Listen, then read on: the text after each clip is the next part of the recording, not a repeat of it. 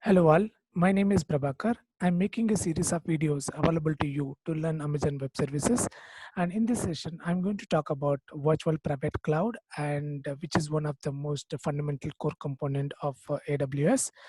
So here is our content for today's tutorial. So brief about virtual private cloud and inside a lab. So I'm going to explain how to create a public and private virtual private clouds, set up and configure from scratch.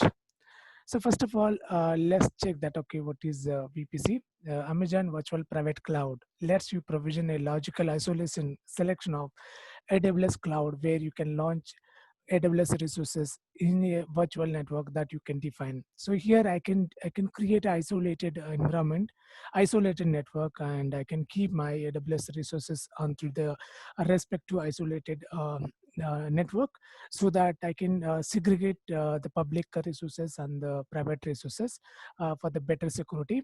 And by doing that, okay, we have complete control over our virtual network environment, and which include the selection of your IP addresses, and we can select the range of IP addresses from this range to this range, and the creation of the different set of subnets and the configuration of the route table and the network gateways. And with the help of this VPG, we can also use both the IPv4 and IPv6 in our VPC for secure and easy access to resources and applications. So for doing that, and it is not recommended to use the default VPC for the production deployment, and it is always recommended to use a custom VPC for the production deployment, and you can define a set of rules on that. Let's check that, okay, why we need a virtual private network here. Let's take an example. So if I deploy any application and my database, my application front end and back end, everything on the any one of the VPC, public VPC, virtual private cloud, and that is accessible for across all the zones. So in this case, over internet facing, okay, anyone can access it, and anyone there are many possible ways to attack your applications. Okay, so it is always recommended to keep your sensitive data in the private cloud, and the public facing you can keep only the front end part. So let's check in this example.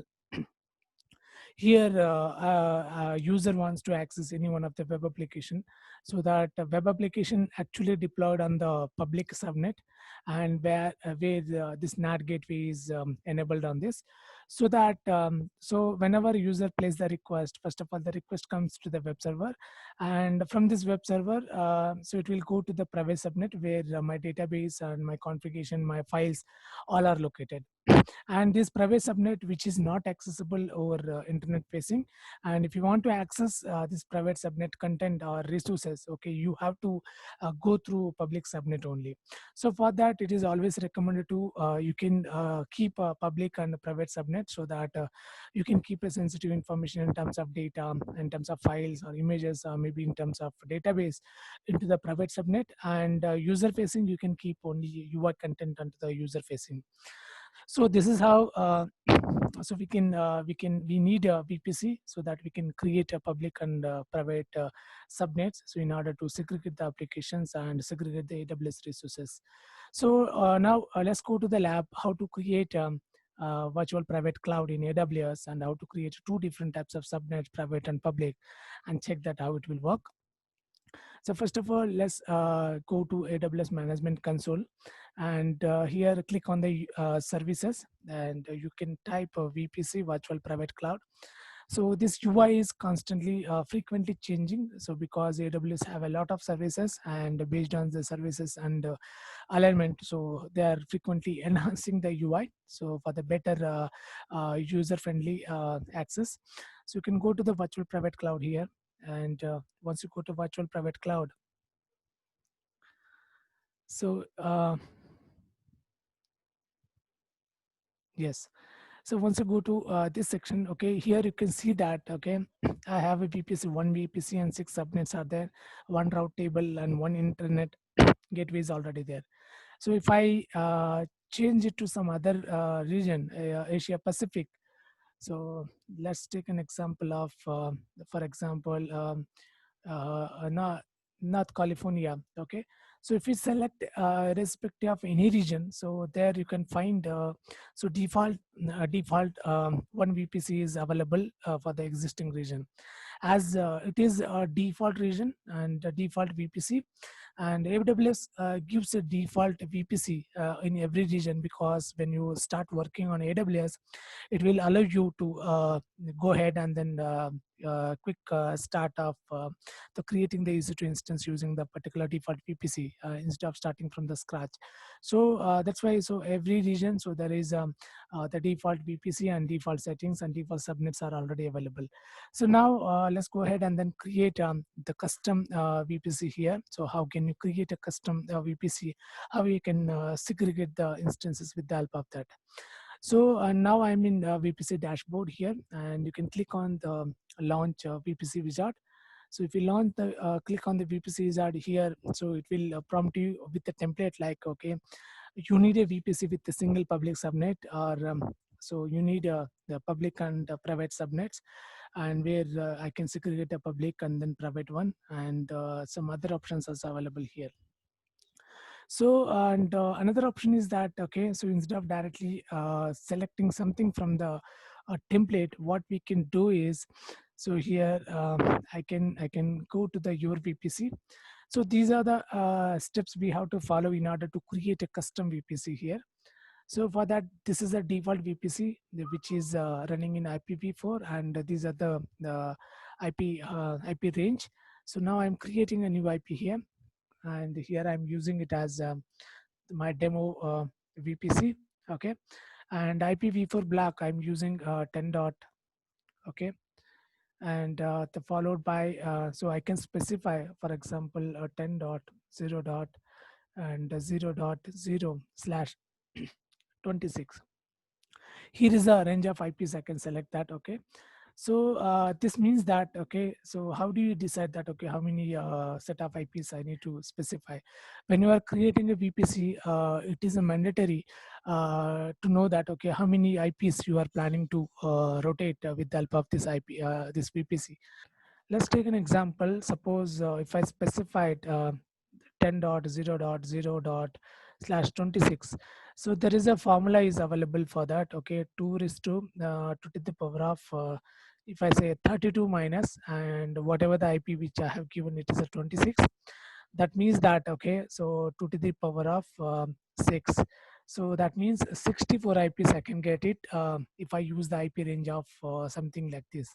So that with the help of the 64 IPs, so I can decide that, okay, whether I want to create two subnets, and inside these two subnet, 32 IPs I can keep it on one subnet, 32 IPs I can keep it on another subnet.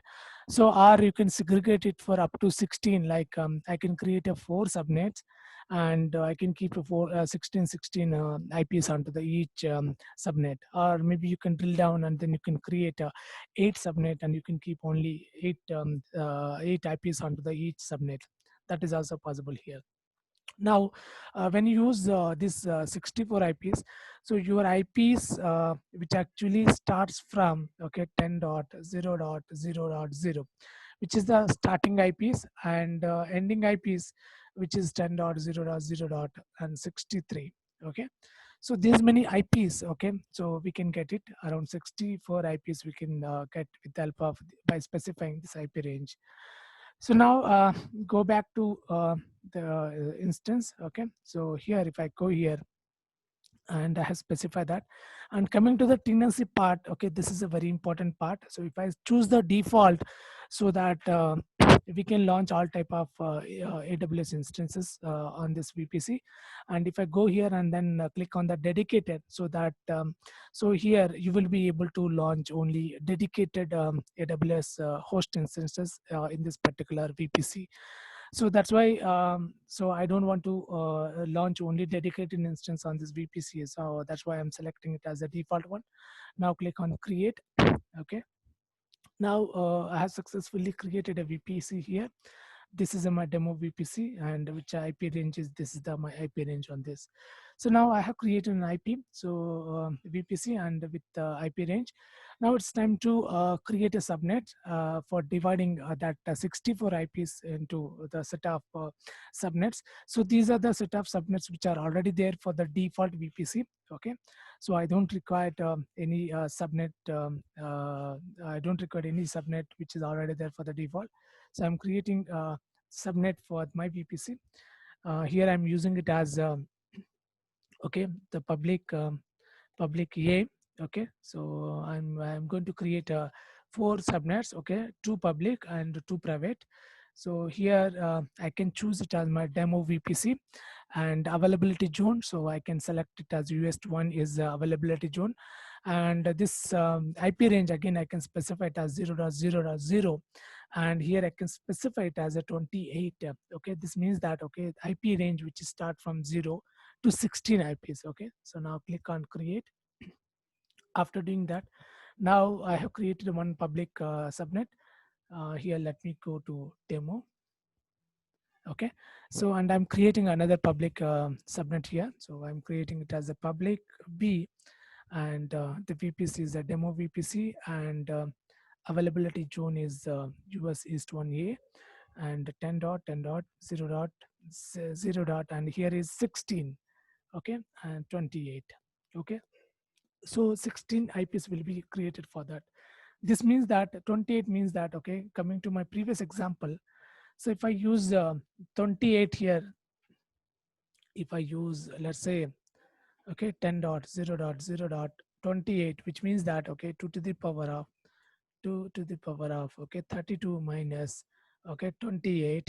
Okay, that means that 2 to the power of, which means that here it's we have a 4, that means that 16. So 16 IPs are going to be associated to my subnet, so that's why I'm using it as a 28 here. So and click on the create one. Okay, so now if you see that I have two public subnets are created. Similarly, I can create two more subnets which are a private one here, so I can go ahead and then create a private here, and here I can select it as a demo, and so 10 dot, and this IP range which start from 10 dot and 32 divided by 28, and go ahead and then create that. Let's go here and then see that okay, I have created one more subnet with the private here, and let's create another subnet. It's a private B, and followed by the with by using a demos VPC, and which IP range will start from 0.0 dot. So here it is 48 divided by 28. Okay, and create next. Okay, so now if you see that okay, I have a total 4 subnets are created, and so 2 public and 2 private. Here if you see that and their IP ranges are defined something like this, and here if you see that available IPs are 11 IPs. So here I have defined my subnet which can process and which can allow for 16 IPs, but I can see only 11 IPs, which means that so 5 IPs are which are reserved for internal operations inside a subnet. So that what are those 5 IPs? First 4 IPs and the last 1 IP are going to be reserved for the internal operations inside a subnet. So that's why it is showing that okay, so we have 11 IPs are available on each of the subnet here. And the next one is that okay, so here we have to go to the route table here, and inside this route table is nothing but set of rules and call the routes, and that are used for determining that okay, whether whether network traffic is directed to which subnet and all. Here if you see that whenever you create any VPC, okay, by default it will create a route table for your VPC. Okay, this is the default one which is created for yours our subnet, demo subnet. Okay, so let me increase that. Okay, here is my demo VPC, and for that demo VPC the route table is already created on this. So inside this route table, and if you go here in the routes, okay, so here you can see that okay, as of now we have the following routes are enabled for that. Okay, and subnet association, I think we have the following subnets are already created on this.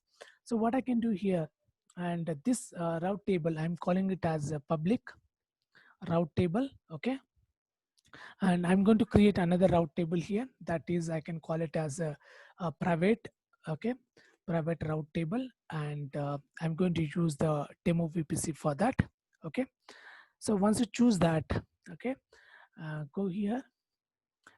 Now if you see that I have one public route table and one private route table, and public route table, and which is the main route table. And so whenever you create any instances, by default routing will be handled from this main entry. And for this public route table, you click on the public route table and go to the subnets association. Click on the subnet association. Here I can select, okay, these are the two subnet, public subnet, which are I'm going to associate with my public route table. And similarly, I can go to the private route table, and here I can assign the remaining two private subnet to my respective route table for the private. Okay, so this is how we can do it. And coming back to this one, so here if you see that, okay, I have two route tables and route table, and one subnet can have only one route table, and one route table have multiple subnets. That kind of association we can do it. And while doing a subnet creation also, which cannot clash with the IP addresses range, if there are any errors are there, here is in a subnet itself while creating, so it will throw an exception. Okay, so there is a clash on this. And the two subnets are which are already associated with the respective route table on this. Okay, so now so if I go to and the route table, here is a public route table, and here is a routes. Okay, and as of now routes is a local route for the public, and coming to the private, and here also it is in a route. Now it's a time to actually go ahead and then create a NAT gateway. And with the help of this NAT gateway, you can keep a NAT gateway always in a public subnet only. So for that, I can go here in the NAT gateway. So you can go here and then create a NAT gateway. In this NAT gateway, it actually helps the internet bound the traffic getting originated from your private instances to go to the internet, and then it will reply from the internet. Suppose if your database instances, database services are running in the private internet, private subnet, and if they want to download any OS patches or DB level patches, okay, those directly not connected to the internet. Those first of all talk to the NAT gateway, and NAT gateway is within a public subnet, and the public subnet which actually receive the response from the internet, and then it will forward it to the private subnet. So that's why this NAT will act as a firewall, or then forwarding firewall in between your private and public subnets and the internet. Okay, so so that's why so as I said, okay, this communication, direct communication not happen. Okay, first it send the traffic to NAT gateway, and the NAT gateway send the traffic to the internet, and the NAT gateway have managed services. We don't worry about how it is scalable and available, whether the traffic is increased or not. Okay, so I'm creating a here my NAT gateway, as I said, it should be in a public. So that's why, so if you go here, I have two public subnets are there. Any one of the public subnet, I can choose it. And your NAT gateway always have a elastic IP for that. Okay, I'm allocating the elastic static IP here. It is a static IP for that. So now click on create a NAT gateway.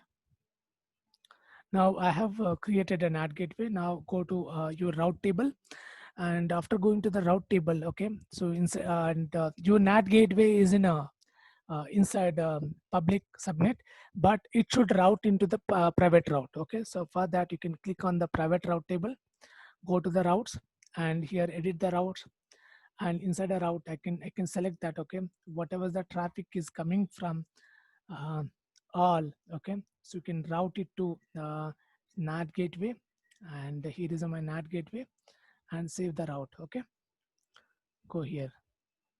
So you can find that. Just yeah. So inside my private route table, so I have configured the NAT gateway here, and so and the next part is that the internet gateway. So if I go to the internet gateways, so this internet gateway, which is an entity that which allow to connectivity from your VPC to outside of the internet, and the gateway that you attach to your VPC to enable the communication between the resources of your VPC and internet. And it is a managed service again. We don't need to worry about how to manage it and how to scale it. So I'm creating the internet gateway. Okay, click on create internet gateway, and I'm choosing it as demo internet gateway. Okay, and create a internet gateway. Now I have created internet gateway here.